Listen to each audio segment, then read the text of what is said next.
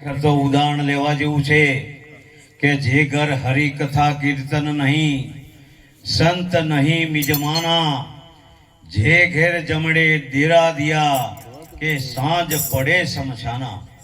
જો પરમાત્માનું ભજન કીર્તન સંત કળકુવાસી પરમાર્થી કાર્યો જો ના થતા હોય તો એ સંતને શમશાન ભૂમિ સમાન આપણે ગણાવ્યા. હમણાં તાજા પુરાવાની અંદર અમે ખાલી અમારા આમ તો મારી દીકરી છે, અમારા વિવાહને હું ખૂબ સતાવતો કે ઓમ નમ જાતા રહો, પછી ફોટો મેલી તો ભજન અમે કરશું જ. પણ હજી જો જાગૃત નગરી મેં ચોર ના લૂટે, જખ મારેગા જમદૂતા. હાલ વાણીમાં બહુ સરસ બોલ્યા. એટલે હવે કંઈક પરમાત્માનું જો કાર્ય થઈ જાય તો ખૂબ ખૂબ ધન્યવાદ. તો પહેલા મેં અમારા જગ્ગુભાઈ બાપજી અમે બધા ભેગા થઈ હરીરોમે પણ બેઠા હતા. અમે તારીખ નક્કી કરી 25 તારીખ ભજન કર્યું. એવું ઉદાહરણ લેવામાં આવ્યું. અમને પણ ખબર નથી કે ન જાણ્યું જાનકી નાથે સવારે શું થવાનું છે. આ મેન આ લાઈટ છે હાલ બંધ થઈ અંધારું થયું. આ જો લાઈટ થાય એનો પ્રકાશ થાય, આ લાઈટ જતી રહે એનો પ્રકાશ થાય. તમે ચેવાશો એ તરત કેસેટ વાગવા માંડે હે. એટલે પોતે એક સુંદર ભજન પોતાના સુપુત્રો એમની પુત્રવધુ એમનું પૂજન આરતી આખો ગામ ભક્ત મંડળો અને એક હારા આશીર્વાદ એમને એમના પરિવારને પણ આપ્યા. અને એ પોતે આ જીવન યાત્રા પરિપૂર્ણ કરી અને પોતે પરમાત્માના સરધામની અંદર એ પંચભૂતમાં મહા પુતળું વિલીન થઈ ગયું. ધનવા છે એવી ટેક અડગતા વાળી હતી. ટેક હોય અડગતા વાળી હોય, એ ટેક પણ અડગતા વાળી કહેવાય. એમનામાં એક અડગતા હતી, એ પોતે પકડ કરે કોઈ દાડો છોડતા નહીં. એ મને પણ આ હાલમાં નક્કી થઈ ગઈ વાત કે ખરેખર એક ટેક તમે ટેક એવી જો ટેકમાં ઘણી જાતના હોય છે. કારણ કે એક ભક્તને એવી ટેક લીધી કે નદીના પેલા કોઠે માતાજીનું મંદિર હતું. એટલે એને નક્કી કર્યું કે આપણે માતાજીની જ્યોત કરીને પછી પાણી પીવું, ચા પાણી પછી કરવાનું. એટલે સવારે વહેલો ઉઠી પેલા કોઠે દીવાબત્તી કરી અને પછી દાંતણ પછી પોતે ચા પાણી કરતા. બાજુવાળો એને પણ એવો જ હતો કે એવડિયા દેખાય કરતો કે એ કદી ટેક દીવાની લીધી હોત આપણે એને ફૂંક મારી કરવાનું, ચા પાણી કરવાનું. આ અડકતા તો જુઓ એક આ વચનનો મહિમા. સાચો વચન પકડો તોય બેડો પાર, અને કદાચ જૂઠો પડે એ પકડી રાખવો પડે એન્ડ સુધી તોય બેડો પાર. એટલે પેલે ફૂંક મારવાની ટેવ લીધી. એટલે એમ કરતો કરતો વરસાદ આવ્યો. હવે નદીમાં તો પોણી જ આવે ને. એટલે વરસાદ આવ્યો, મારી બેટી બે કોઠે નદી ચાલુ. સવારો વહેલા બત્તીનો દીવાબત્તીનું ઘી લઈ અને પોતે નદીના કોઠે આવ્યા. હવે ગળા હોમું પોણી જાતું હોય અને આઈને ઉભા રહ્યા કે મારો બેટો આજ કાઠું છે. એટલે ઉભો રહ્યો વિચાર કર્યો, હેડો કે કાલ ડબલ કરશો પરા, આ નદીનો વેગ પટી જાય એટલે પેલા કોઠે છે ને આપણે કાલનો નાદનો બે ભેગા કરશો પરા. એટલે એ તો પાછો વળીને ઘેર આવ્યો. ઘેર આવીને પછી તો એને કર્મ પ્રમાણે કાર્ય કરીને છું. પેલો સહેજ કારણ કે ઠંડક હતી ઉઠવામાં સહેજ મોડો પડ્યો અને ઉઠો અને નક્કી થઈ ગયું કે અલ્યા મારો બેટો હું તો મોડો પડ્યો. કે શું કે મારે એના મનમાં નક્કી થઈ ગયું કે આજે મોડું થઈ ગયું. પેલો કે જોત કરીને આવ્યો ને મારે જવાનો મારો સમય થોડો ઓછો થઈ ગયો. જલ્દી પહોંચો. એ દોડતો દોડતો નદીના કોઠે આવ્યો. પણ નદી તો બે કોટે છલ જાય જાવું ચમ કરીને. એટલે ઉભો વિચાર કર્યો એ માણસ જો છે ચમ કરીને. એ તો દીવો કરવા તો જો જશે કે, તો એને કોઈ ના થયું તો મને શું થાય. યા હોમ કરીને પડ્યો નદીમાં. થરબડીઓ કરતો પેલા કોઠે પહોંચી ગયો. પેલા કોઠે પહોંચ્યો અને દેવળની અંદર જોયું કે આ તો આવેલો જ નતા. એટલે એ તરત પાછો વળ્યો અને એ જ મંદિરમાં કે એવી વાત થયો કે ઠેર. એટલે પેલા નક્કી થયું કે છે શું. એટલે કે માતાજી મારી ભૂલ થઈ ગઈ, હું તો દીવાન ફૂંક મારવા આવતો હતો. પેલો દીવો કરતો હતો, હું બુઝાવા આવતો હતો. એટલે કે તું ઠેર, આજ હું તને જ પ્રસન્ન છું. કે ચમ? માતાજી કે ભગવાન હું તો તમારો દીવામાં ફૂંક મારવા આવતો હતો, બંધ કરવામાં આવતો હતો, અને એ તો દીવો પ્રગટાવવામાં આવતો હતો, પણ કે ઠેર હું તને જ પ્રસન્ન છું. કે ચમ? કે એને ટેક જોત કરી, દીવાબત્તી કરી, દર્શન કરીને ચા પોણી કરવાની ટેક હતી. આજ બે કોઠે નદી જોઈ, વરસાદ જોઈ, અને એક કોઠેથી બે દાડાનો ભેગું મને પાછો વળ્યો. એટલે તી મરણીઓ થઈને આ જોત બુઝાવવા માટે તું નદીમાં પડ્યો. તારા જીવની પરવા નહીં, તારા પરિવારની પરવા ના કરી, તો મરણીઓ થઈને આ પાર આવી જો. માગ માગ માગે આપું, હું તને પ્રસન્ન છું. બોલો, આ ટેક પેલા તો દીવાની ફૂંક મારવાની લીધી હતી. એટલે જે અડગતા પકડે તો એના માટે પણ ભગવાન ખડો થઈ જાય. પકડવી પડે, હે, પકડતા આવડવી જોઈએ. તો આજનો એક મંગળ પ્રસંગ ધનવા છે. આપણા પિતાશ્રીની એક પુણ્યતિથિ મનાતી હોય કે, કારણ કે સંત બીજ પલટે નહીં, જુગ જાય અનંત, ઊંચ નીચ ઘેર અવતરે, પણ રે સંતનો સંત. કોક ભાગશાળી આત્મા હોય એની પાછળ જ ભજન થાય. બધાની પાછળ ભજન થતું હોતું નથી. આ ભજન તો રાખ્યું સાચું, પણ એની કૃપા ના હોત, હમણાં વાયરો હોત ને વીજળીઓ છોટા ચાલુ હોત, ભજન આપણું બંધ રાખવું પડત. પણ ધનવા છે એમની ભક્તિના, કે આજે પોતે જો આ પરમાત્માના દયાથી આપણે જો આ સુંદર બગીચામાં બેઠા છીએ, અને એમને એવો સુંદર બગીચો ખીલાઈ અને પોતે એમની જીવન યાત્રા પરિપૂર્ણ કરી અને પોતે પરમાત્માના ધામો શરણું લીધું. એમના સુપુત્રો એમના પણ ગુરુ મહારાજ એમની પ્રગતિ કરે, એમના ભજનમાં વેગ આપે, અને એમને અવારનવાર સુંદર પ્રસંગો એમના હાથે થતા રહે, એવી ગુરુ મહારાજને આપણે પ્રાર્થના કરીએ. એ પહેલા આપણે અમૃતભાઈના, કારણ કે બંને ભાઈઓ છે એટલે બે ભાઈ એટલે વડેલ ભાઈ, આપણે અમૃતભાઈને વિનંતી કરીએ આ સભા મંડપમાં આવે. અમારા મુંબાડા ભક્ત મંડળ, અમારું 200 ભક્ત મંડળ મળી એમને ફૂલ ના ફૂલની પોખડી એમને ફૂલહાર કરી. બોલો સદગુરુ ભગવાન કી જય.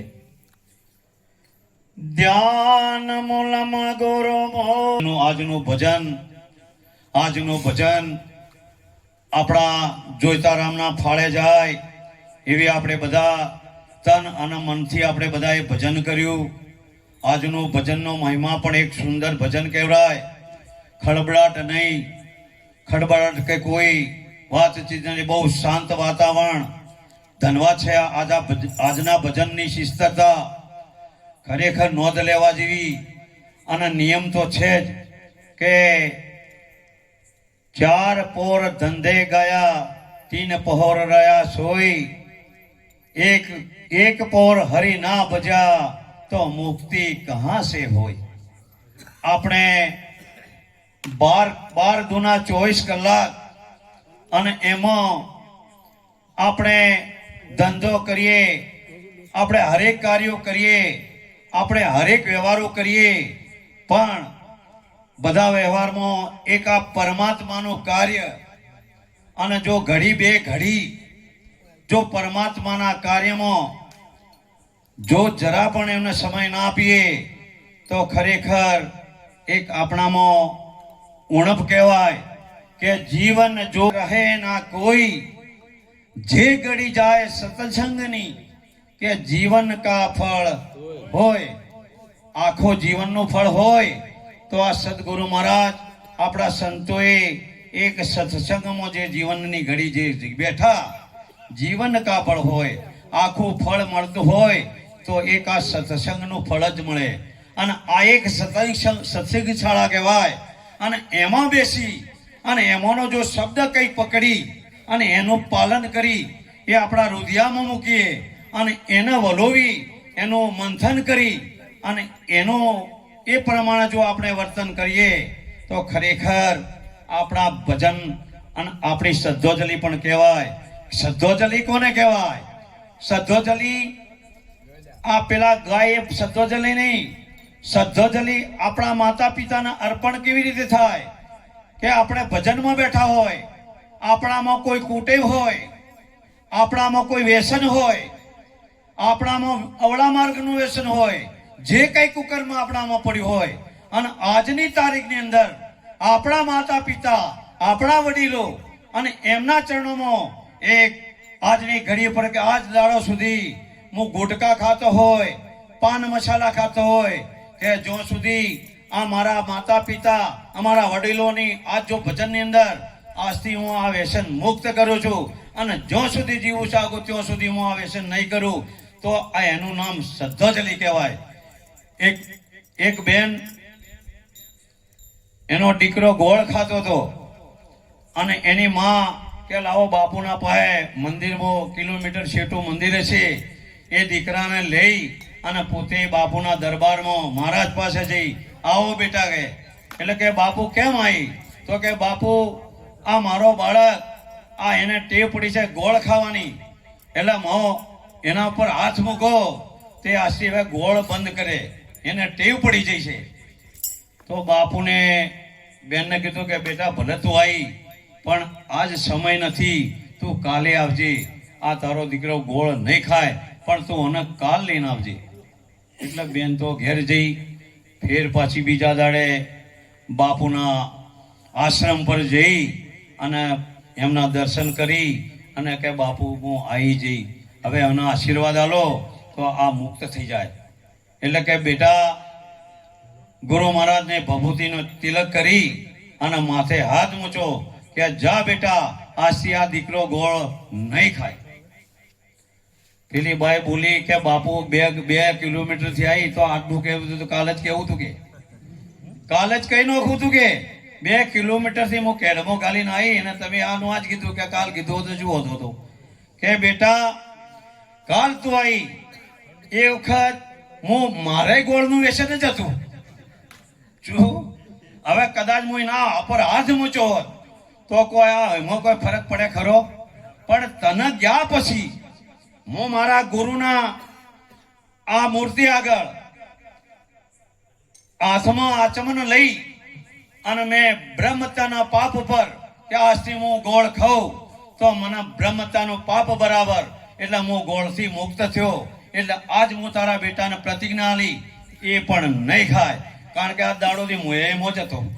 એટલા આ કહેવાનો ભવારત શું છે કે જે પકડાય એને પકડાય તો મજબૂત જ પકડાય. આ ગુરુ મહારાજ આપણને પહેલા આ જ્યાં એટલે ડાયરેક્ટ તો કોઈ આપણને આપતા છે નહીં, પહેલો એને પંચશીલમાં લેવો પડે અને પંચશીલમાં જ્યાં પછી 12-6 મહિના એને ફરતો કરી દેવો પડે, કારણ કે એની પરીક્ષા કરવી પડે. ફટ લગે આ વાડો વાળવાનું છે નહીં. આ બધા કોઈ હલો વેણવા માટે ભજન નથી કરતા, એક આ માટે જ કરી રહ્યા છીએ. અને અધિકારે કોને અપાય? પંચશીલનું પાલન કરે, એ ધારા પર બરાબર ચાલતો હોય અને ચાલતો હોય, આવતા જતા સંતોની સેવા કરતો હોય અને હરેક ભજન કીર્તનમાં એ વિવેકસર વર્તતો હોય. આ મહિમા શેનો છે? વિવેકનો. વિવેક, વિચાર અને વર્તન. એના પછી પંચશીલની અંદર એને પંચની સાક્ષી અને એમાંય ડાયરેક્ટ આલવામાં આવતું નથી. જેમ આપણે બેંકમાં લોન લેવા જઈએ એમાં પણ 2 જમીનની જરૂર પડે, આ શીલમાં પણ ઓની પણ 2 સંતોની જરૂર પડે. એમની સાક્ષી હોય એને પ્રતિજ્ઞા અપાય, ન કે પ્રતિજ્ઞા પણ અપાવતી નથી. એમોની પારંગત થાય, થાતા આગળ જાય અને જમ ઓબાવ પાકે અને કદી પાકે ચાલુ કરો પણ તોડવાનું તે હાથ થાય અને કદાચ પેલી વીમો ગાલ્યા વખારમાં તો પાકે તો એ રસ થાય ના થાય. એ પાકે ત્યારે એની હાક પડે, હાક પડ્યા પછી એ ઓબો વેડવામાં આવે અને એ જો કદાચ વખારમાં ગાલે એ અમૃત રસ થાય, ન કે કદી થાય નહીં. એવી રીતે આ સેવામાં પારંગત થાય. પારંગત થયા પછી પંચ સાક્ષી, સંતોની સાક્ષી, સંતો વિચાર કરે કે આવા સેવાનો અધિકાર થયો. કોઈ વધારે સત્સંગ કરે, વધારે બોલે, એના મરે એ કોઈ ભક્ત નથી થતો કે નથી આચાર્ય બની શકતો. સદારામ બાપુ ખાલી ભજન જ બોલતા હતા તો આખા વિશ્વમાં ડંકો વગાડી દો. આપણા ભારતની અંદર સદારામ બાપુ એક એમને તાળીઓથી વધાવો કે ધર્મના ડંકા આપણા માટે બજાઈને જતા રહ્યા, પણ આપણને મોકલ્યા છે હવે આપણે ધર્મના ડંકા ઉતારવા કે ચડાવવા આપણા જેવા છે, ધનવા છે આવા સંતોના. એટલે મેં આ જે સંતોએ પંચશીલ કર્યા અને પંચશીલમાં આ જે શિષ્યને પ્રતિજ્ઞામાં આવે ભક્તોની જરૂર પડે, અને જે આચાર્ય ગણમાં જેને ચાદર વિધિ કરવામાં આવે એ આ સંતોની જરૂર પડે. અને સંતોની વાયકા પ્રમાણે 1200 મહિના આ વાત ચાલે કે ભાઈ અમને અધિકાર આપો, હવે હાલવા લાયક છે, સેવાનું પારંગત છે, તો એમના માટે વિચારણા કરે અને સંત મળી પંચ સંતોની સાક્ષી એને ચાદર વિધિ થાય. અને એ પ્રમાણે ચાલે તો એને ફૂલોની ચાદર કહેવાય, ન કે એના માટે કોઠિયું જ ગણવાનું. ચોખ્ખી જ વાત છે ને, મન ફાવે એમ ઘોડા કેલો આ મહિમા છે નહીં. આ હું બેહું આ આ આ આ કો તો ગુરુ ગાદી કહેવાય. ગુરુ ગાદી, આ ગાદી કોને કહેવાય? અરે કદી વડાપ્રધાન આવે પણ એ પોતે જ અહો મેં બેસી શકે. આ તો કારણ કે દેશનો વડાપ્રધાન ધન્યવાદ છે કે આ સૈનિકોના બળથી આપણે ભજન કરી રહ્યા છીએ. એ સૈનિકો આપણી રક્ષા માટે, અને વડાપ્રધાને પણ આપણા માટે કેટલા કેટલા કાર્ય કરતા હોય, પણ જ્યાં સુધી ગુરુગમ ના હોય, કારણ કે એ 5 વર્ષનો વડાપ્રધાન કહેવાય. આ તો અનંત વાત છે. એટલે આ જો ધારો તો ગુરુ ગાદી કહેવાય, ન કે આપણા માટે મોચડો છે. જો આ ધારા પર આપણે નહીં ચાલી શકો તો. એટલે આ સંતોએ એવી ટકોર કરી છે. અને એમાં આપણા હરિરામને પણ એક વાત કરી કે માતા પિતા, માતા પિતા તીરથ, 68 તીરથ આપણે સંતોના વાણીમાં ગુરુજીના કીધું છે. અને જે આપણે જે ગુરુમુખીએ છીએ, આપણે પ્રથમ પહેલો માત પિતાથી ચાલુ થાય. પહેલું પગથિયું કયું? માત પિતા. માતા પિતાના ચરણોમાં 68 તીરથ છે. એટલે હાલ જ ગણપતિની વાત કરી કે ગણપતિ એમના 2 દીકરા હતા, કાર્તિક અને ગણપતિ. એટલે કાર્તિક તો કારણ કે તો, અને આ તો ફાંદવાળા પેલો શિષ્યનું એ હતું, કારણ કે આખું એનું ચરિત્ર જ એટલું હતું. ગણપતિ ગુણનો પતિ. જે એનો કોણ ઉઠાવો, નાક ઉઠાવો, ઓખ ઉઠાવો, પેટ, એ બધા એની અંદર ગુણ છે.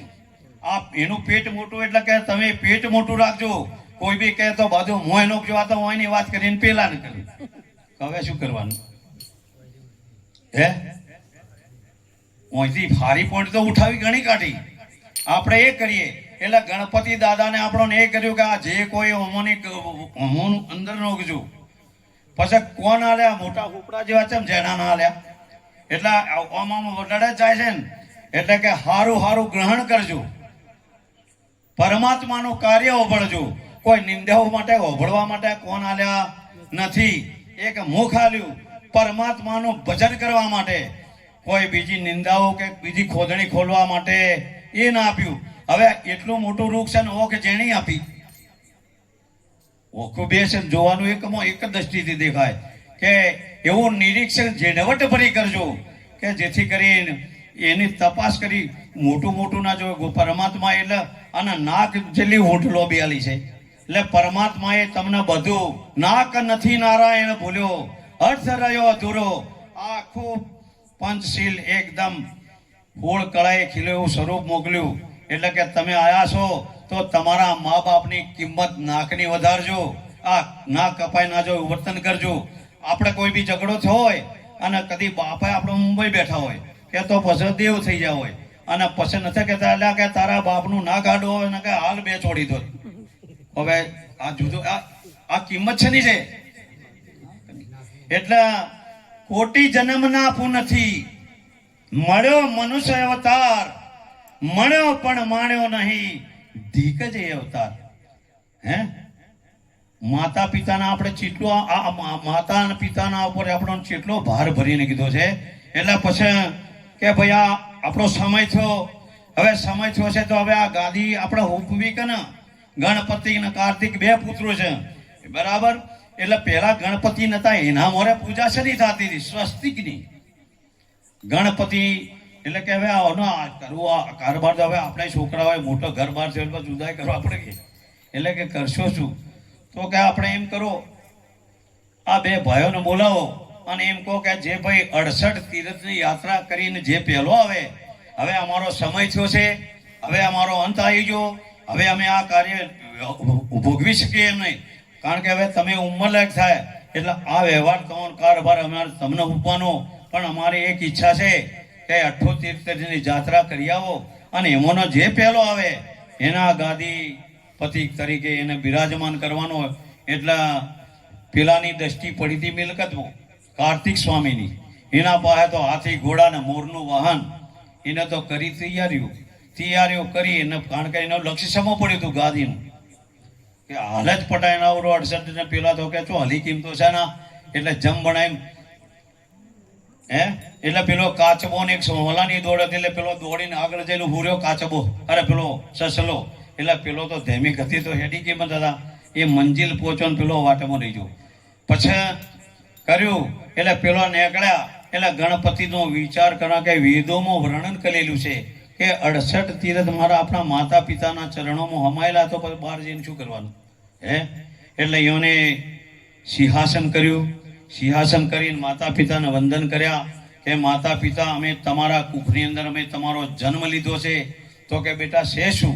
તો કે આજ મારા યાત્રા નીકળવાનું છે, બેહો હું તમારું પૂજન કરું, પૂજન કરી અને પછી મારે આ યાત્રામાં સફર કરવા માટે નીકળવું છે તીર્થો. એટલે પહેલું પૂજન મારે તમારું કરવું, કારણ કે શાસ્ત્રોમાં વર્ણન કરેલું છે.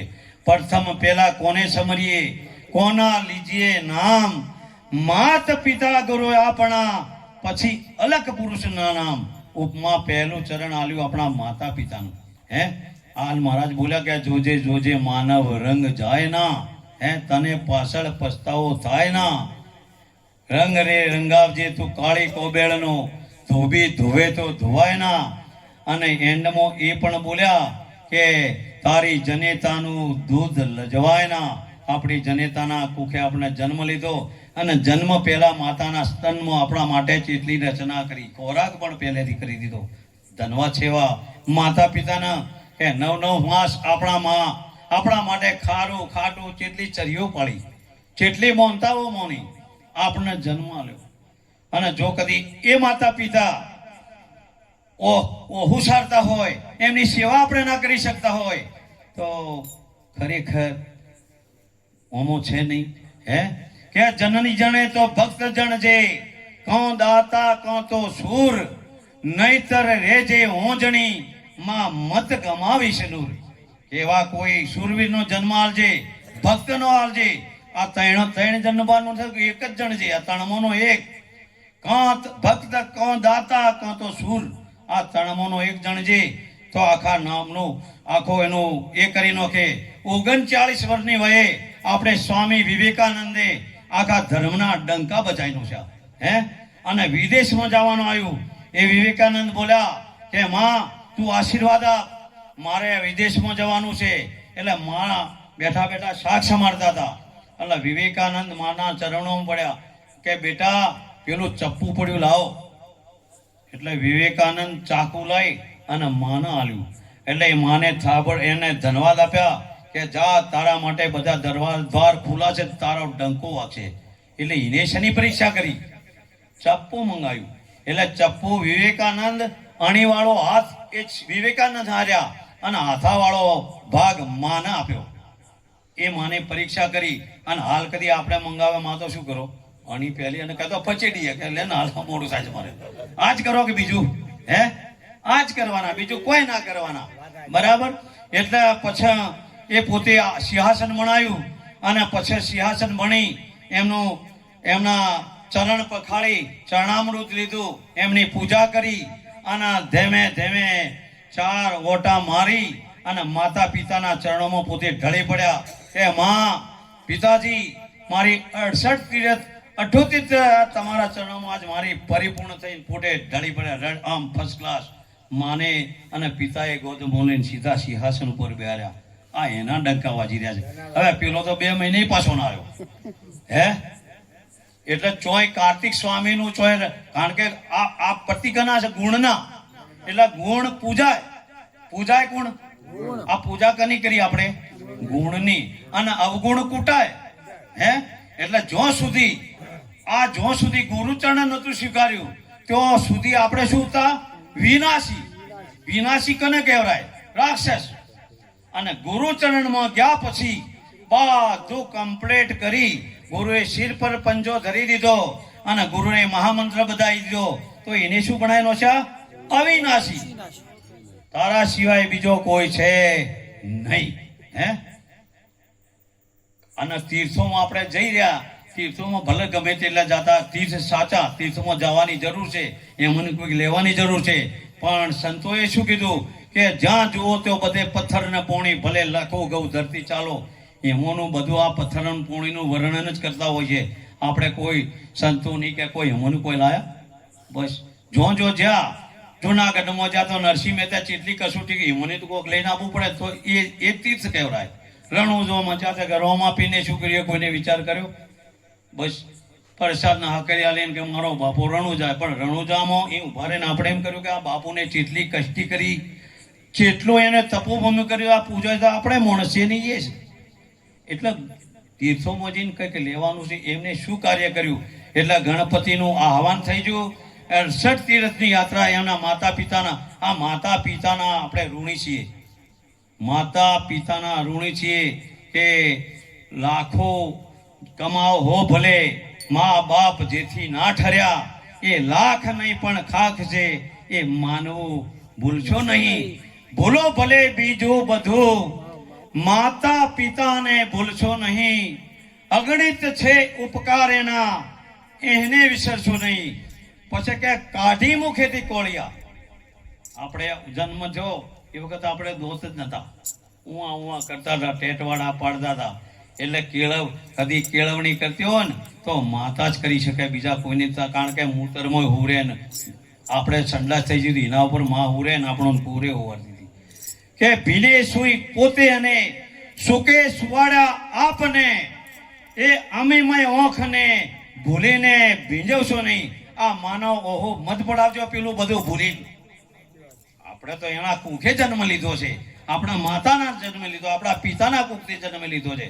પછી કે કાઢી મુખેથી કોળિયા, મોમો દઈને મોટા કર્યા, અમૃત તણા દેનાર સામે ઝેર ઉગળશો નહીં. હે એક માતા કે જન્મ દીનારી, બીજી લુખા લાડ લડાવે, કે મારી જનેતાના ધોલે કોઈ ના આવે. આપણા માતા પિતાથી બધું નેચું જ છે. શું 68 થી એટલે બધું ભગવાનને બધું હિમોસાઈ હે એ હતા, એના દ્વારા પ્રગટ આયા અને એના બુંદથી પ્રગટ થયા. તો ગુરુ મહારાજનું ભજન ના કરી શકતા હોય, અને સદગુરુ મહારાજ એ પણ માતા પિતા છે. આપણે બુંદના હતા, આપણે માતા પિતા આપણે બુંદના છીએ, અને આ સદગુરુ મહારાજ એક નાદના છે, એ પણ માતા પિતા છે. એટલે એક શબ્દ નહીં, ગુરુ મહારાજના શરણમાંથી આપણે લાયા છું, શબ્દ ઉપર જ છે. એક વચનનો મહિમા છે. આ મહિમા શેનો કહેવાય? વચનનો. એટલે વચન કેવું કહેવાય? આ જે કે વચન છે ઓતરા, વચને છોડ્યા રાજ, જેને વચન વિચાર્યા એના સુધરી ગયા કાજ.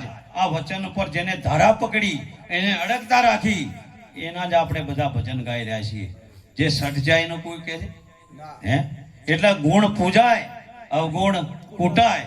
એટલે આપણી જનેતાના કુખે એની કુખ ના લજવાય, આપણા માતા પિતાનું કુખ ના લજવાય. આપણા માતા જો ચોય બી જો એવું વર્તન કરજો કે વાહ ભાઈ વાહ, કે ફલોણાનો છોકરો ત્યાં ગામનો, કે ફલોણા ગામનો કનો છોકરો, કે ધન્યવાદ કહેવાય ભાઈ, કેવું પડે. હે બસ આ રહ્યું ભજન. આનંદ આવે, આનંદની લહેરીમાં જ હોય. કારણ કે માર્ગ બેસ, પેલો રાજા ઘોડો લઈને નીકળ્યો, હરણ પાછળ પડેલો, અને આશ્રમમાં આવ્યો, બાપજી બેઠેલા હતા ધ્યાનની અંદર. એટલે હવે માર્ગ આયા જાતે બે. એટલે પેલે પૂછ્યું કે આ બાપજીને ખબર છે કે આ શિકાર ચોજો? એટલે બાપુને પ્રણામ કરી કે બાપુ હાલ એક શિકાર નીકળો જોચો. હવે બાપુને ભાડ્યો તો નક્કી તો કેવું સાચું તો બોલવું જ પડે.